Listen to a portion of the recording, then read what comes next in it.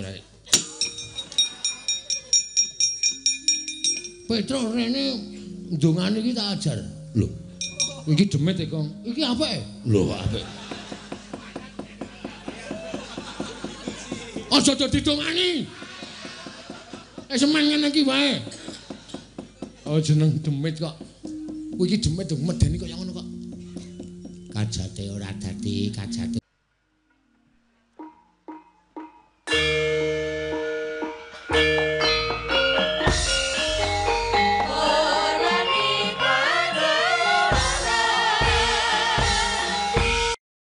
Sang Jaramaya ing mlajar-mlajar awit kadenangan dening Lurah Semar Badranaya. Nalika semanten pinatak Pandya Bathari Durga.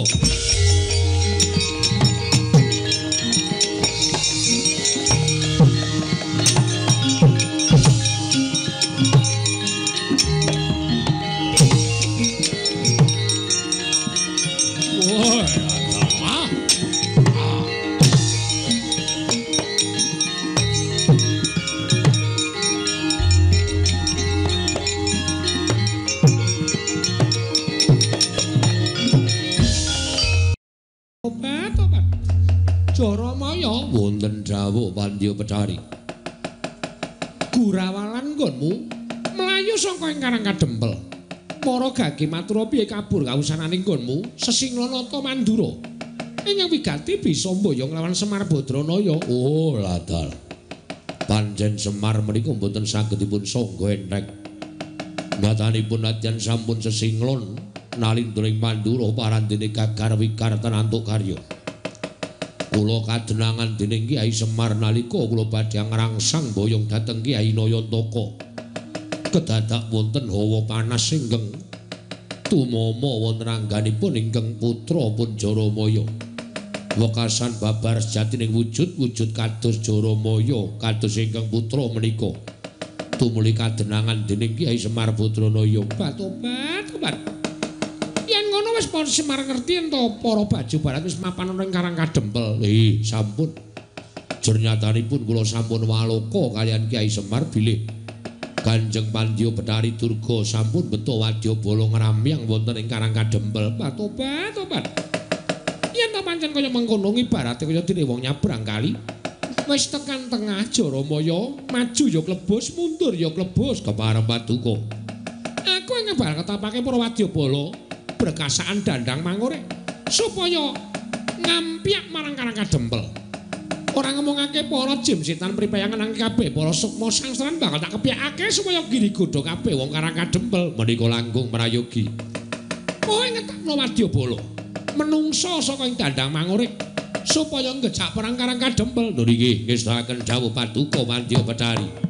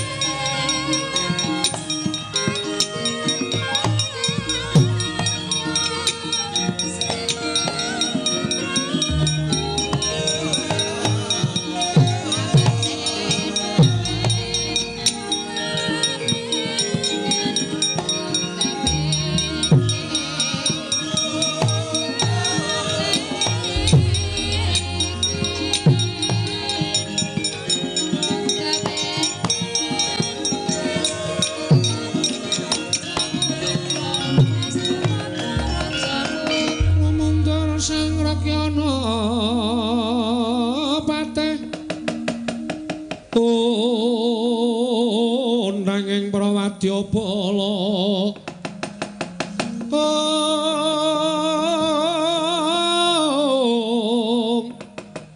kok sur tambur myang suling pepandhen daludak Dewa Bandara kakandha warna-warna Pindha Jaladhyana Sri Kawuryan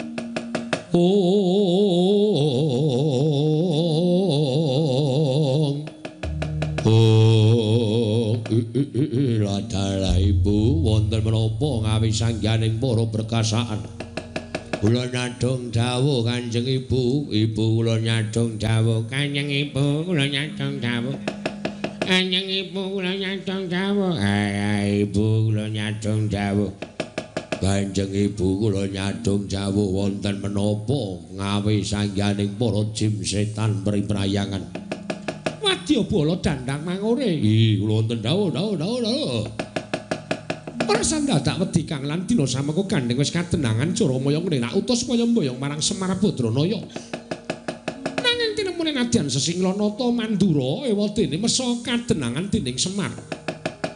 Mula kalah cacak menang cacak ibarate wong mlaku nyabrang kali wis tekan tengah. Bali ya klebus, maju ya bakal klebus. Iya. Kowe padha mapana ning Karangkadempel. Susupana jiwaning wong Karangkadempel. Supaya aja manut marang Semar Badranaya yen perlu wali paningalih. Wong apik gawe nenala. Wong sing wis ala jlumprungna ana ing juranging kasangsaran. Oh inggih, ngestaken dawuh. Lah ingaten para Wadyabala dipun paringaken bidal mangkata dina iki. Ora sawedi Kang ana apa-apa kowe matur Kanjeng Ibu ya. Oh inggih, ngestaken kanca mangkat kanca budal.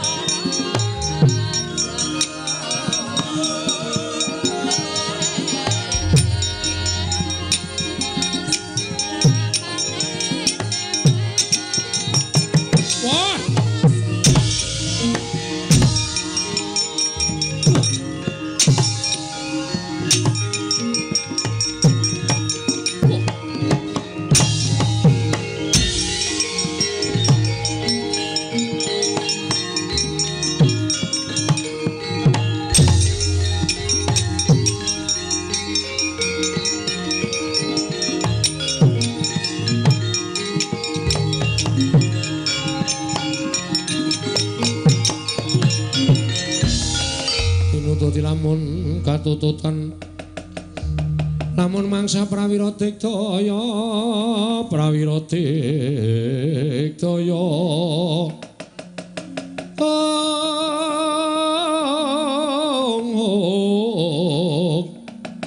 Runanggono magawe gelarira wang-wang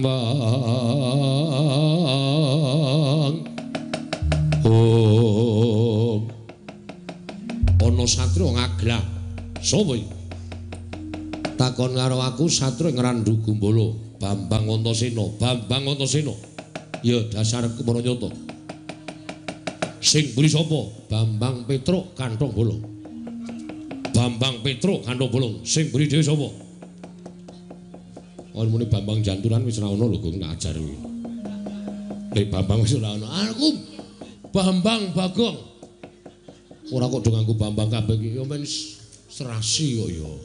Panjenengan nganggo Bambang Antasena aku ya nganggo Bambang Petruk kene Bambang Bagong itu. Ah kae sing lagi teko kae Bambang Prastiwi. Wis ora iso diampet tenan dol. Yo arep perang kok ngrembug sapa-sapa iki. Men aku iki bebas kok nyambut gawe. Oh ya wis.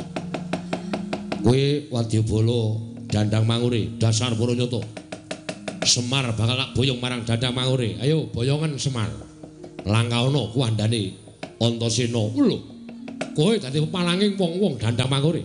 Apa abamu ora minggat tebak dalam kene marganing patimu Singalena prapteng lalis.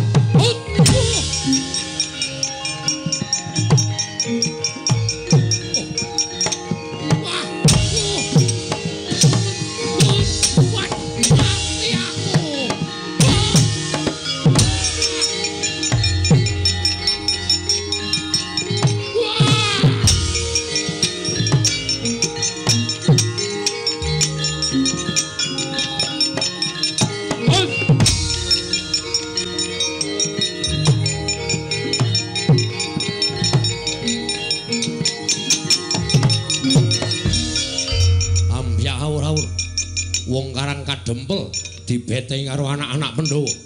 Kowe wong Dandang Mangure ya, dasar para nyata satra sisik Antarja. Kowe sapa? Aku Tumenggung Salukat Katut Barat. Tumenggung Salukat Katut Barat. Arep ngopo? Boyong Semar Badranaya. Ayo, sirnakna Antarja, mati dening aku.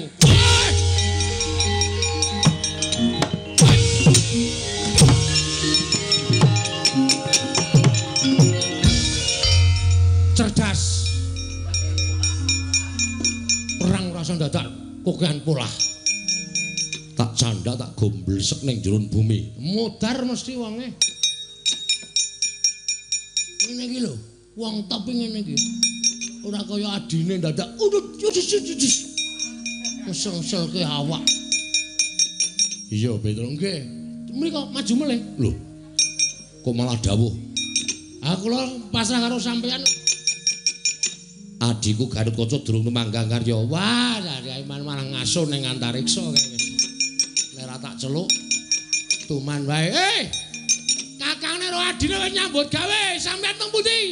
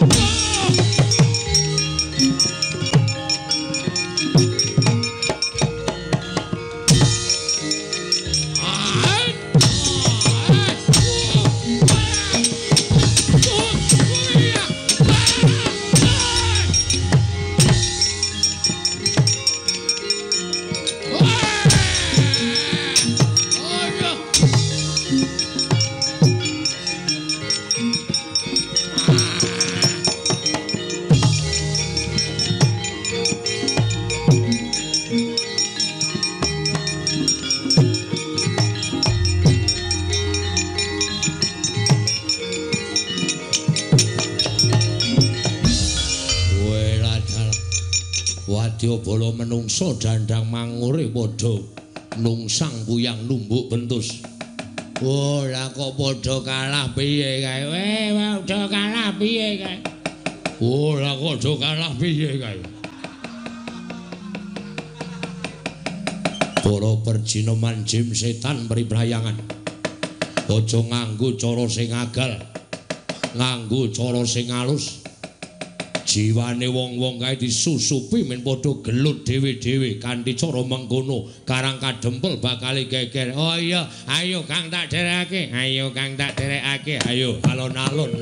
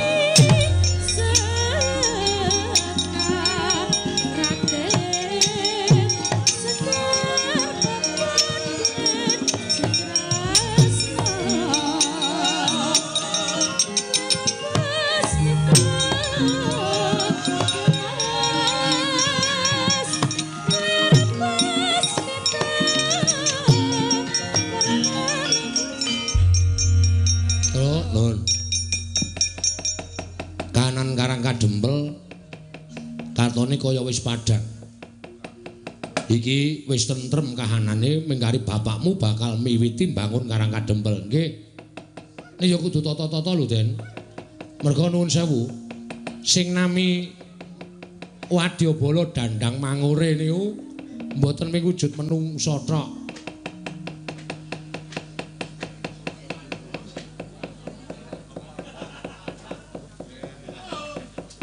Sing jeneng Wadyabala dandang mangure niku mboten wujud menungsa tok. Ana demit, ana ula, ana kewan. Niku nek mboten prayitna ngati-ati ngrekoso sampean. Mula kudu sing prayitna ngati-ati. Yo.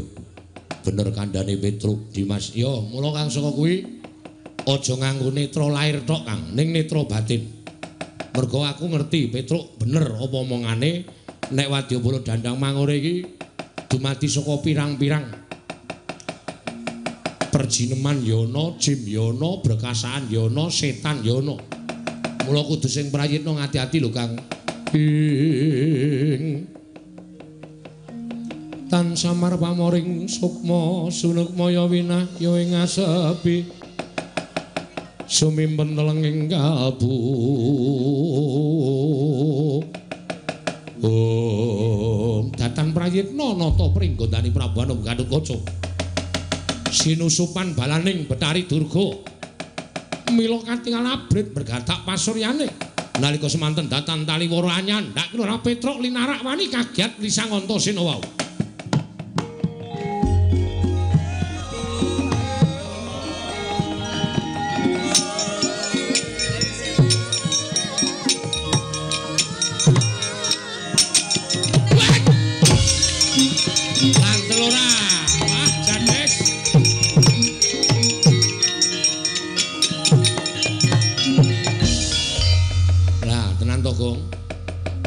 Wis omong to, Wadyabala Dandang Mangure iki ora mung agal ning alus ya ana. Nyatane Kakang Garukaca ora ana apa-apa kok Petruk dicandhak gulune ditekak dilarak kaya ngono kae. Pun nengke mawon men mudhar sisan. Ora kok Petruk kok mati. Ben Petruk iki ndek utang aku ora tau nyaur. Men tekak Ndara Garukaca aja. Kae ya Kakang nek nganti ning apa-apa engko ndrawasi tak kandhani. Ha terus piye-piye? Manut aku. Doyak, Gong. Doyak supaya Petruk aja nganti mengko dipateni karo Kakang Garukaca. Nek nganti dipateni ngrekoso perkarane dadi liya mengko mati dening aku kowe.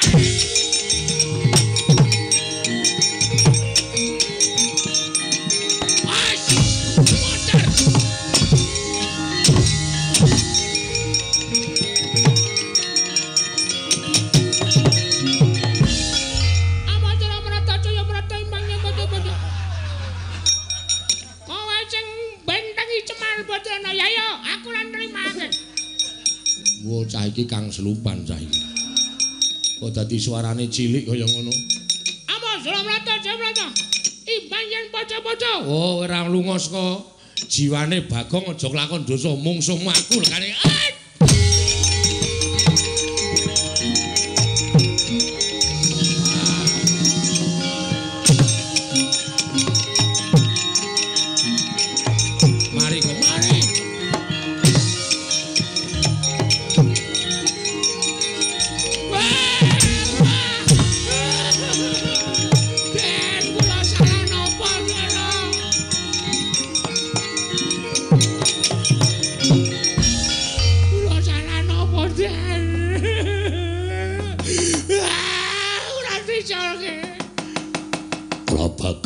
Macak pancat pundakmu jebol siramu. Aduh.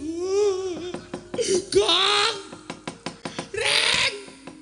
Modar aku ora. Dadi colke. Ampun kaya ngeten iki, Ndara. Sampeyan kenging napa, Go? Sampeyan kenging napa? Mit, Kang.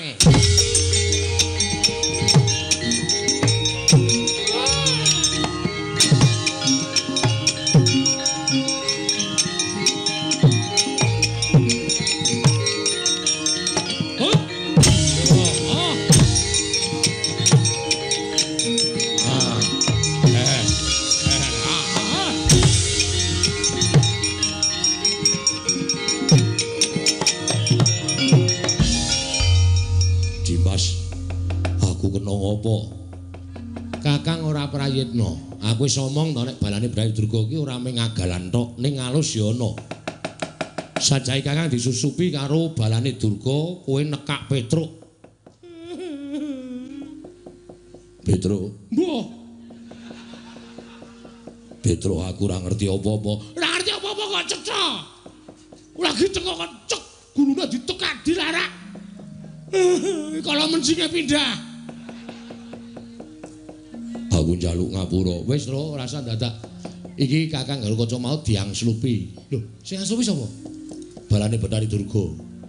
Oh, niki pun sadar derek. Wis. Bagong mau ya heeh. Nggih napa? Heeh.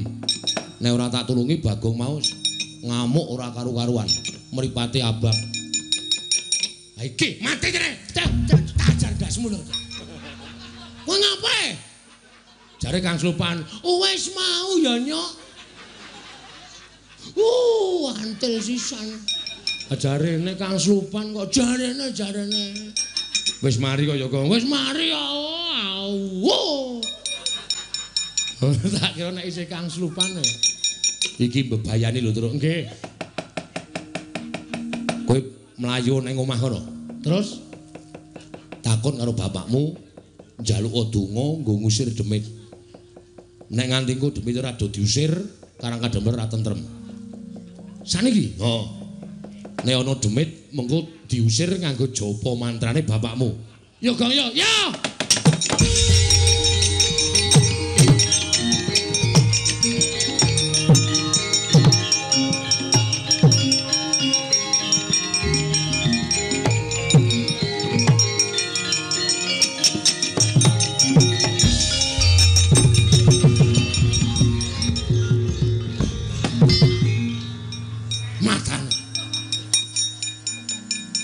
Ini melayu banter banget.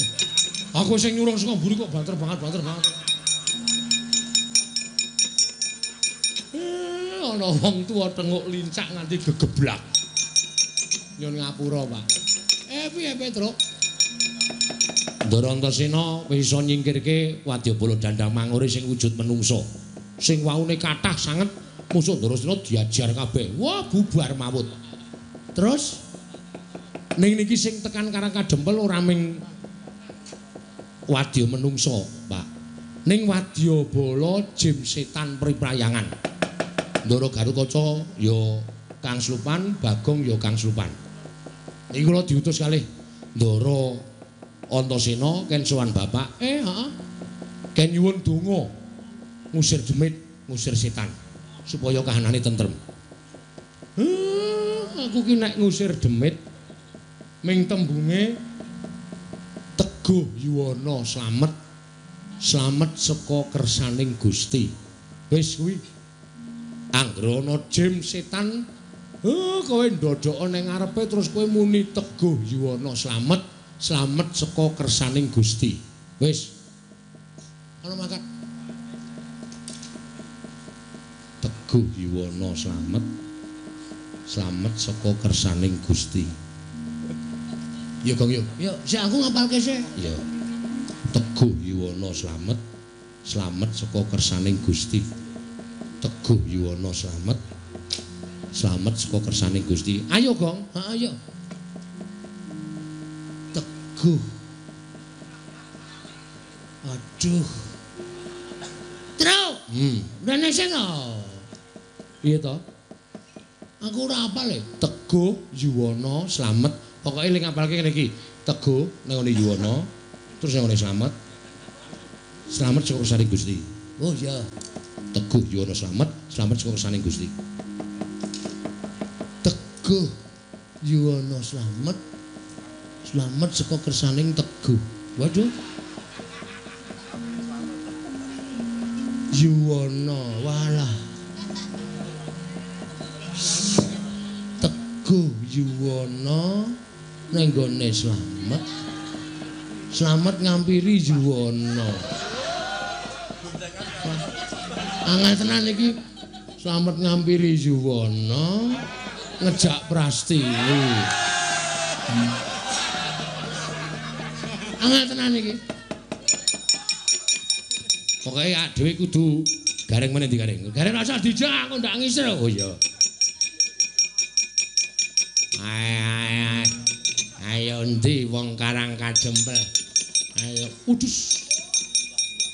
Nek tak matke ra kuat atiku. Teguh Yuwana slamet saka kersaning Gusti. Teguh Yuwana slamet saka kersaning Gusti. Teguh Yuwana slamet saka kersaning Gusti. Diar mandi bapake. Ayo Gong aku wis entuk siji. Yuwana. Wah, jan ora bener-bener iki mau. Monggo wis tak incengke lho.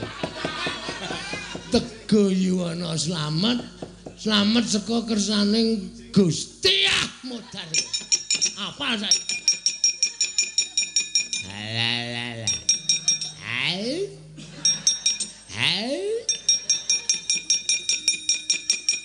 Ojo. Medani tenan iki.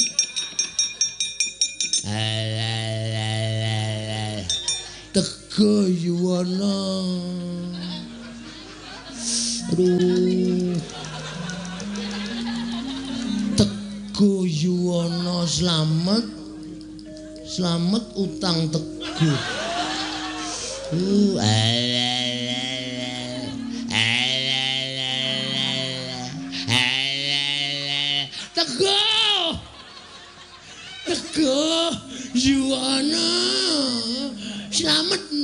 Slamet saka kersaning Gusti. Tega Yuwana, slamet kersaning Yuwana nang gone Teguh. Piye Gong, aku ora apal. Teguh Yuwana slamet saka kersaning Gusti. Teguh Yuwana slamet saka kersaning Gusti. Teguh Yuwana slamet saka kersaning Gusti.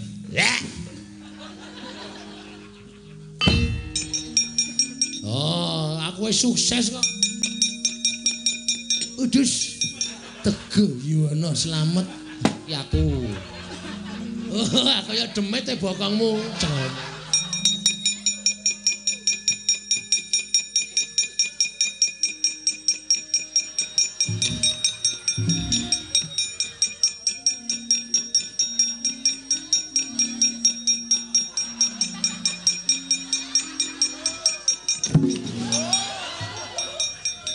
Gong glogong demit gong ora tau medeni iki nggo praktek.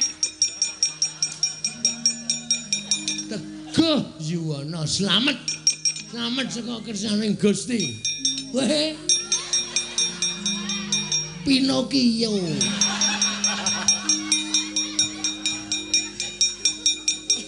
Teguh Yuwana slamet saka kersaning Teguh Yuwana slamet saka kersaning Teguh Yuwana. Cah kok ora iguh ora. Teguh Yuwana.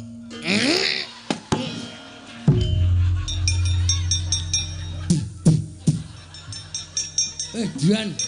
Tak cokot ta, Reng? Heeh. Ketegelen. Cokot diase ora. Pancak pundake jebol mulune.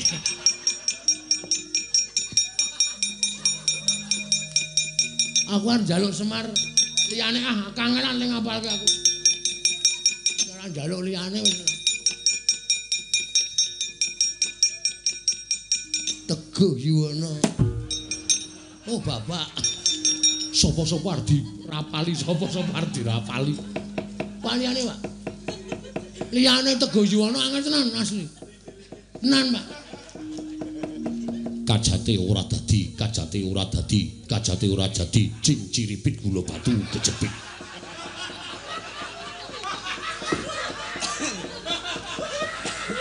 Kajate ora dadi, jing ciripit gula batu kejepit. Oke. Nah iki apal aku.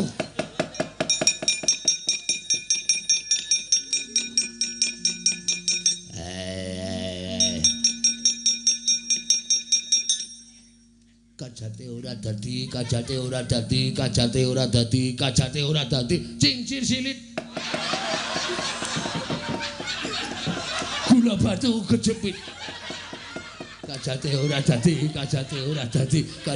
dadi, cincir silit. Gula batu kejepit. Kajate ora dadi. Dak. Ora apa-apa ya? Ini. Kowe mau njaluk bapak piye? Dinae kajate ora dadi, aku krungu kok. Kajate ora dadi, cing ciripit. Ha iya. Piye balenono. Kajate ora dadi, cing silit. Cing ciripit. Cing trisilit. Lambe iki nek lambe elek sok nek ngandian lambe elek ora. Salah kok, salah. Cinciripit. Cincirip. Oh. Aku muni cincirisilit ya. Kajate ora dadi. Cinciripit gula batu kecepit. Wah, ampuh iki, Truk. Iki matine nganggo kajak-kajake. Ah iya bapak nek ngekek iki mesti ampuh kok yo. Nah yo. Kono minggat kono.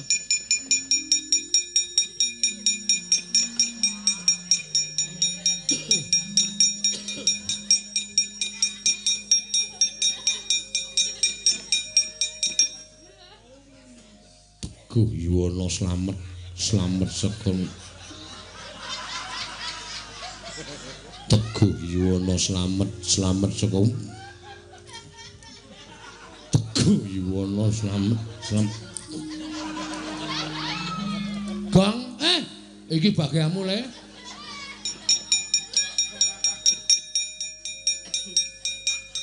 Udus. Pawang ula.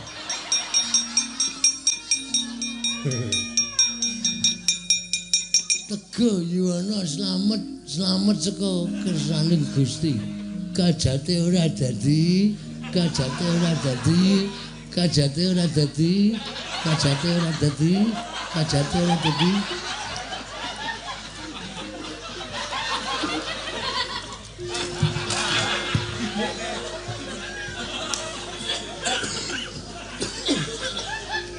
Piye, Gong?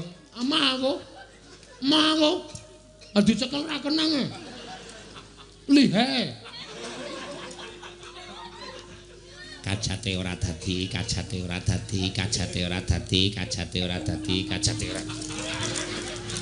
Kajate ora dadi.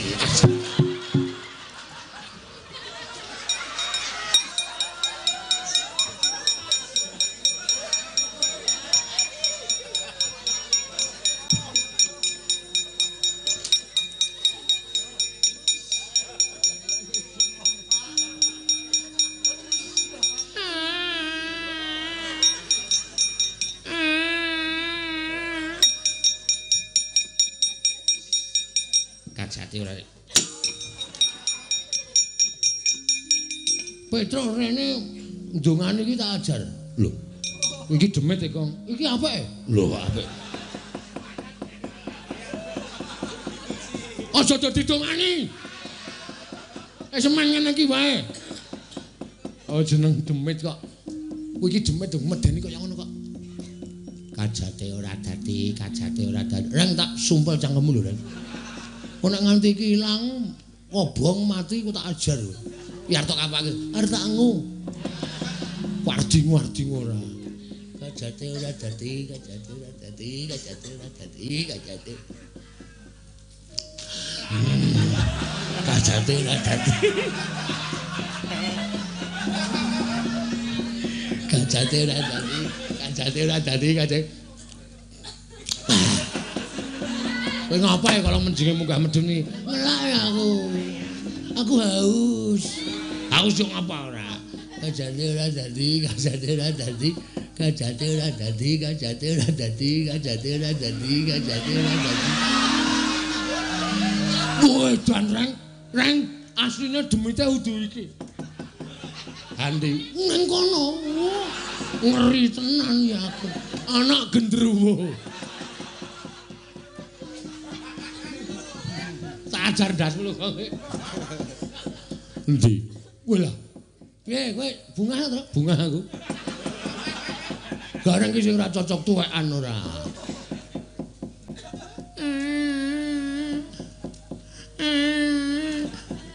Gong, sakit ya, Gong. Aku jane melas lho, Bro. Demit kaya ngene iki aku sok melas. Yo, iki yo ora ndi sanak, ora ndi kadang. Senengane godho karo menungso, ngono to, Gong.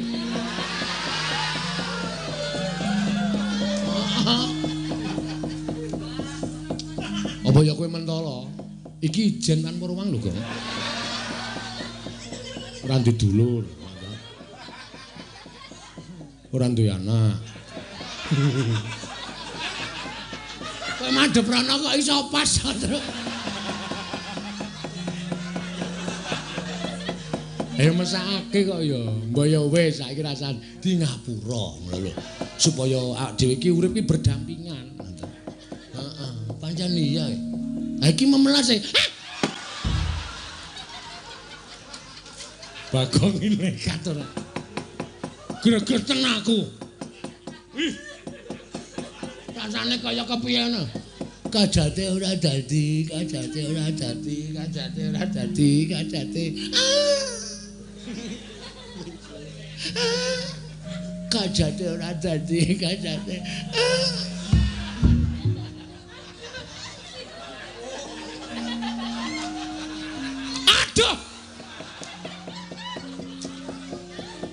Apa, Gong? Dan balane Betari Durga ana sing nggawa mriyem, Bro. Siap menembakkan. Ngeri tenan. Waduh. Ayo ora krasa tetep empuk.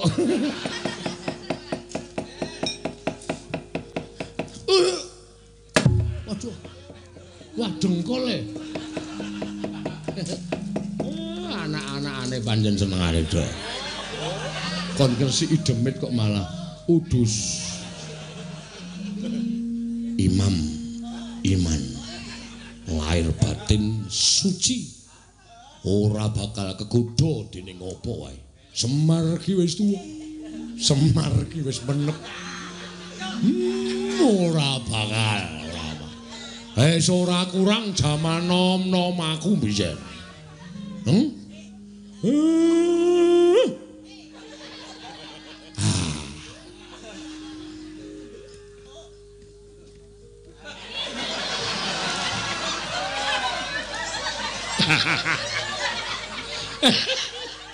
Yen ora wong tuwa tak keplak ndase. Wong gayane ngliwat kok karo tangan iki jawe nil. Waku ora.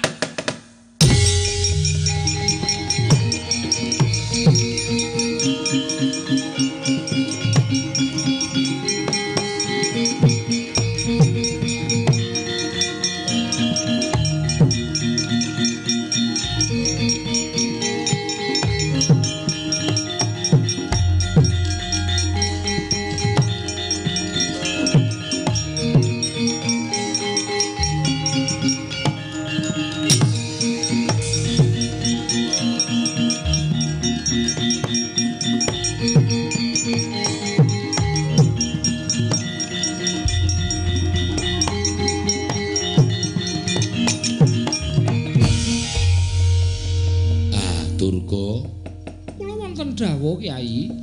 Ora. Janjane ngopo to? Kowe iki wis cinadang dadi dewaning panggodha pangrencana. Ya bener kowe iki mesti duwe pakaryan ganggiri godha marang titah. Ingkang wis bener lempeng lakune kudu mbok enggokake. Tur kowe mbawahi sangganing para berkasaan kowe iki duwe wadyabala jin setan.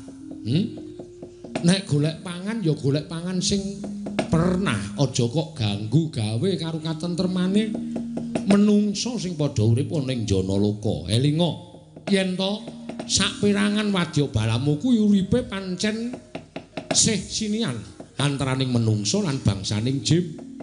Ning aja sok ganggu gawe karo menungso. Wis cinadang dening panguwasaning Gusti. Jim setan kuwi duwe pangan dhewe-dhewe menungso ya duwe pangan dhewe-dhewe. Ora kena suk-sukan rasane. Aja nganti kowe ora arik marang kamardikaning menungso. Namung kepengin madosaken tedha baju barat ingkang dipun arah nyaipun Kyai Semar Badranaya. Lah apa kira-kira kuwi do tedas mangan dagingku apa piye? Apa kira-kira do seger ngombe getihku? Nek kira-kira baju baratmu ki do seger ngombe getihku, wareg mangan dagingku. Aku ikhlas. Ning kosok baline nek do mendem, nek do modar ngombe getih karo mangan dagingku, aja mbok luputke Semar.